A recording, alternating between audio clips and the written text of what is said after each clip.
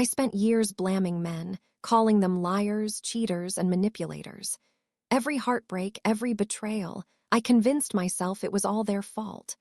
But the night my fiancé walked out on me, leaving nothing but a note on the kitchen table, I finally had to face the truth.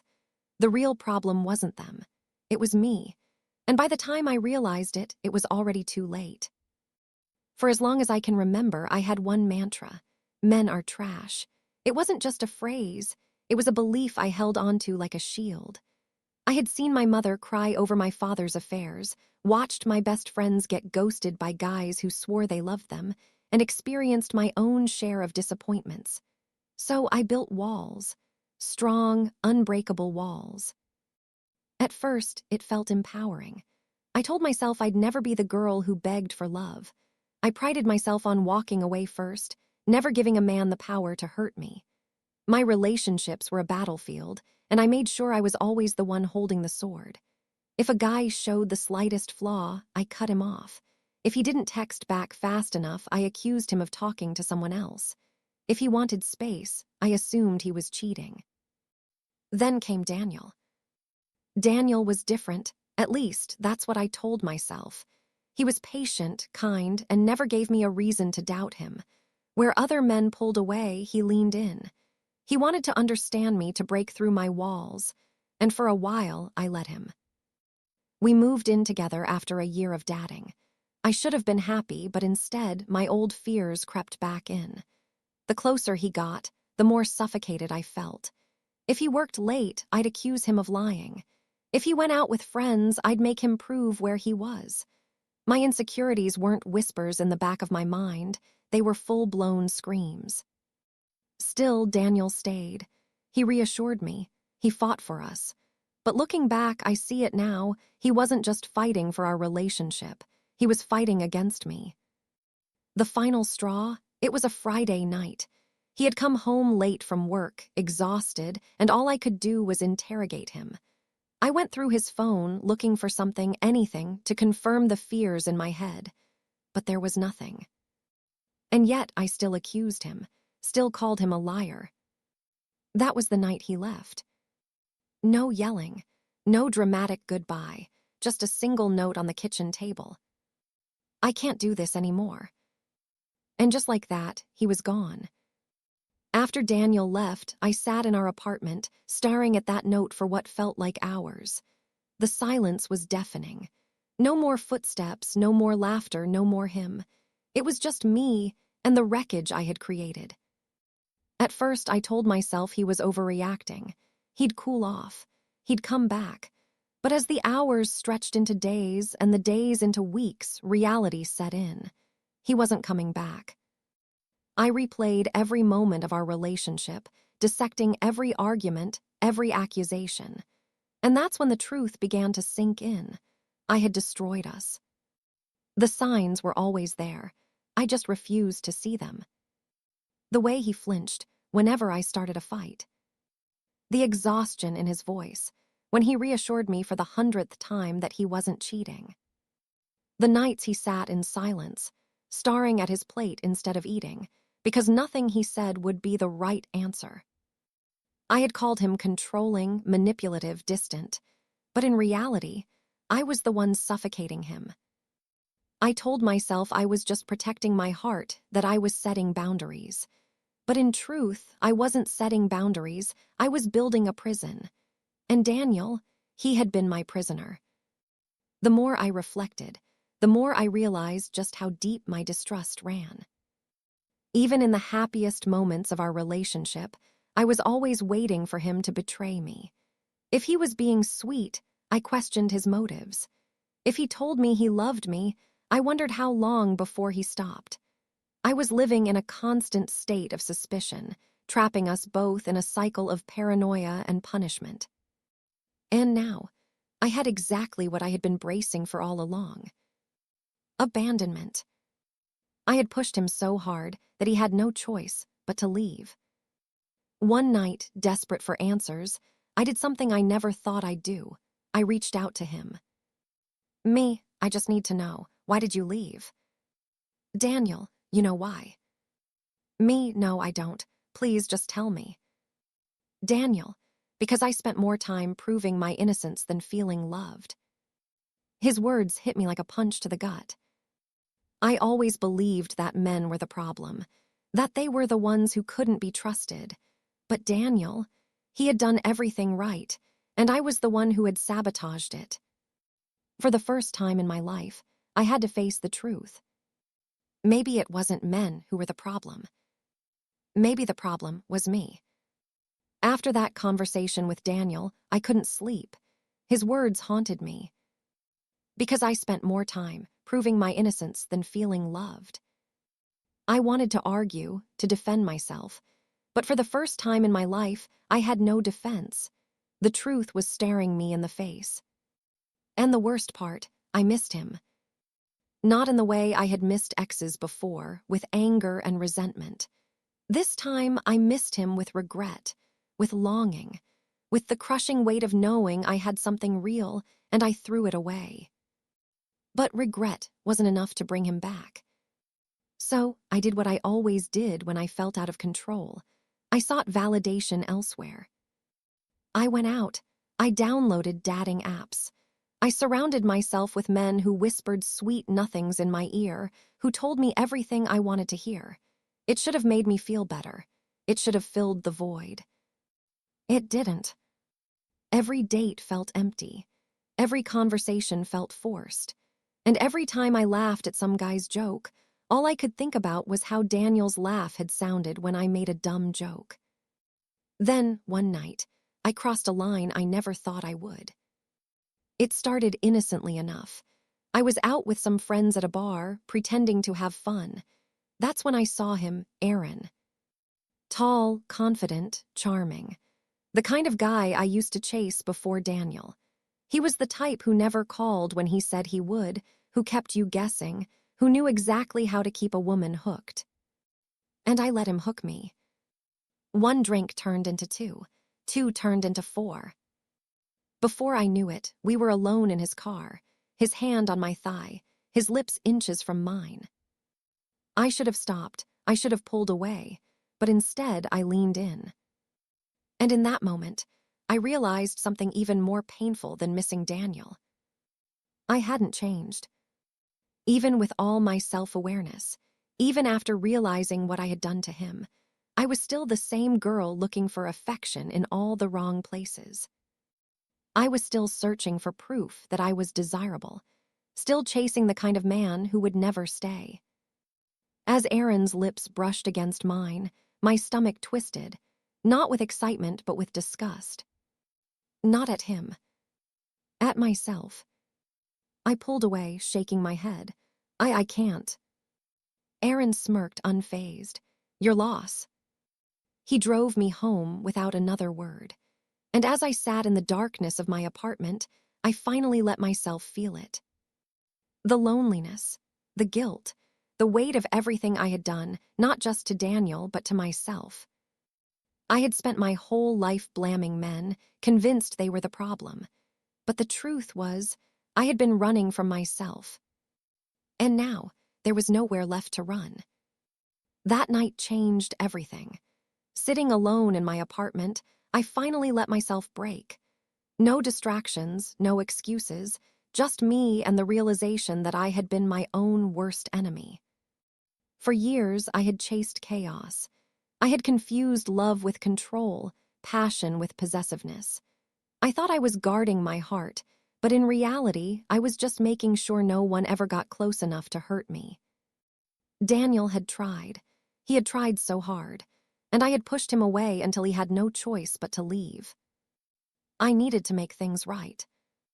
The attempt to fix what I broke. The next morning, I picked up my phone and typed a message to Daniel.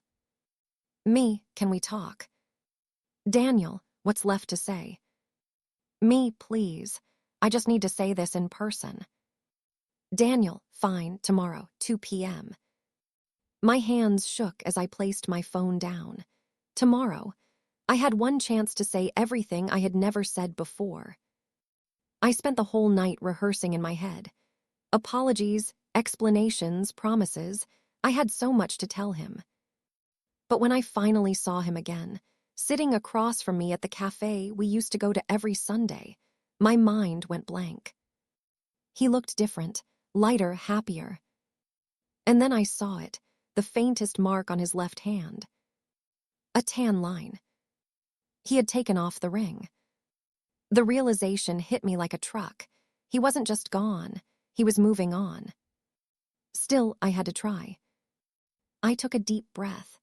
Daniel, I need to say this. I was wrong about everything. I blamed you for things you never did. I punished you for mistakes you never made. I pushed you away because I was scared, and when you left, I realized that I was the problem, not you. He exhaled slowly, his fingers tapping against his coffee cup. I appreciate you saying that. My heart pounded. Do you think, I hesitated, do you think we could ever try again? Daniel looked at me for a long moment. Then he smiled, but it wasn't the smile I had hoped for. It was sad, final. I loved you, he said softly. I would have done anything for you, but I can't go back to the person I was with you. I lost myself trying to prove my worth, and I won't do that again. Tears burned in my eyes. So, this is really it. He nodded. I hope you find happiness, but it won't be with me. And just like that, it was over. The realization. I walked home in a daze, my chest tight, my breath shallow. I had thought that admitting my faults, owning up to my mistakes, would somehow undo them.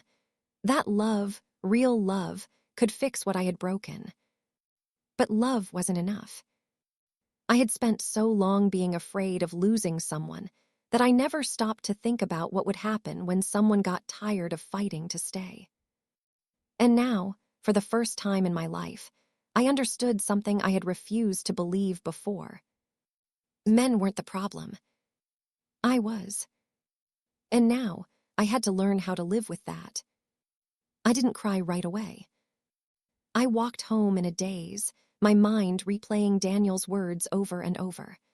I lost myself trying to prove my worth, and I won't do that again. It was over, truly over. For the first time in years, I had no one to blame, no one to accuse, no one to run to when my insecurities got the best of me. I had spent so long viewing relationships as battles, where someone had to win and someone had to lose. But standing there, alone in my apartment, I realized that there were no winners here. We had both lost. I sat down on the couch, staring at my phone, resisting the urge to text him one last time. What would I even say? I'm sorry, he already knew that. I'll change, it was too late, I love you. Love wasn't enough. For the first time, I was forced to sit in my own mess. There was no distraction, no man to fill the void, no excuse to shield me from the truth. And the truth was this. I had built my whole identity around blaming men for my pain. I thought I was strong, independent, untouchable. But in reality, I was terrified.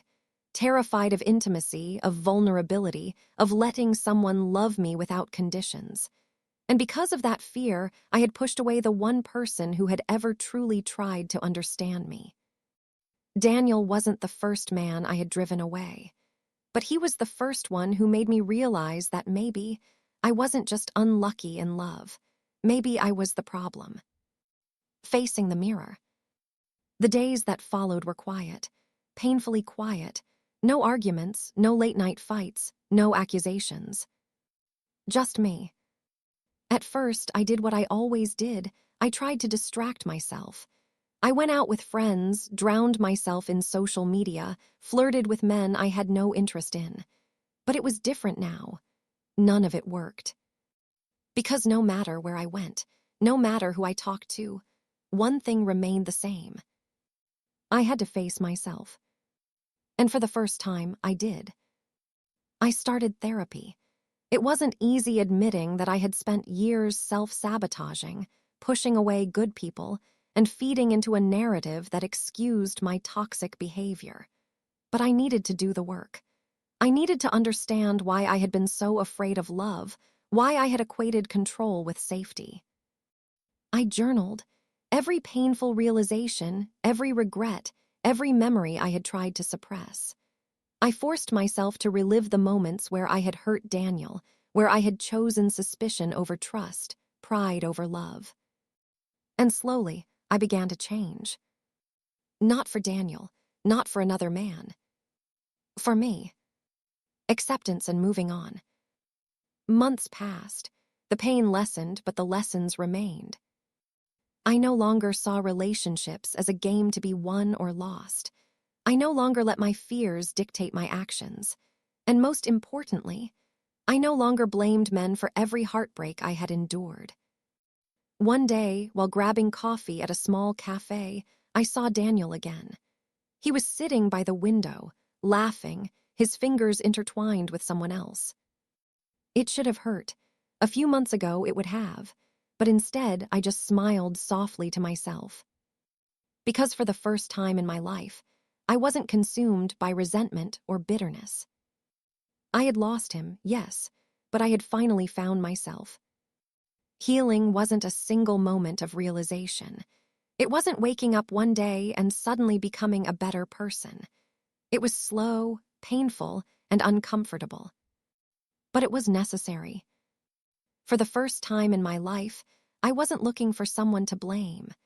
I wasn't looking for a new relationship to fix what was broken inside me. I wasn't trying to win an imaginary war against men. I was finally focused on the one thing I had neglected for so long, myself. The hardest lesson. I had spent years believing that men were the problem, that they were incapable of love, honesty, or commitment. But the truth was, I had never truly given anyone a chance to love me, because deep down, I didn't believe I was lovable. I had let my past define me. I had carried my mother's heartbreak as if it were my own. I had used my friends' bad experiences as proof that all men were the same. I had lived in fear of being hurt, and in doing so, I had become the one causing pain. Daniel wasn't the first good man I had pushed away, but he would be the last. Because now I knew better, and when you know better, you do better. Finding peace. Months passed, and I found myself feeling something I never expected: peace. Not the fleeting kind that comes from temporary distractions, but a deep, genuine peace that comes from self-awareness and growth. I no longer saw love as something to control. I no longer viewed vulnerability as weakness. And most importantly, I no longer feared being alone. I wasn't perfect. I still had moments of doubt, moments where my old habits tried to creep back in. But now I had the tools to stop myself. I had the strength to unlearn the toxic patterns that had once defined me. One day, while walking through the city, I saw Daniel again. This time, I didn't look away. I didn't feel anger or regret. I just smiled and kept walking. Because for the first time in my life, I understood that love isn't about ownership. It's not about proving your worth or winning an argument. It's about trust, respect, and the ability to grow together. Daniel had found his happiness, and now it was time for me to find mine. On my own. The takeaway. If there's one thing I've learned, it's this. Sometimes, we're so afraid of being hurt that we don't realize we're the ones doing the hurting. It's easy to blame others. It's easy to see yourself as the victim in every situation. But true growth comes from looking in the mirror and asking the hardest question of all. What if the problem was me? I lost someone I loved, but in the process, I found something even more important: accountability, self-respect, and the courage to change. And that's a lesson I'll carry with me for the rest of my life. Have you ever pushed someone away because of your own fears? Or realized too late that you were the problem? Let me know in the comments. I want to hear your stories. And if you enjoyed this journey of self-reflection, don't forget to like, subscribe, and turn on notifications for more powerful stories like this. Because sometimes, the hardest truths are the ones we need to hear the most.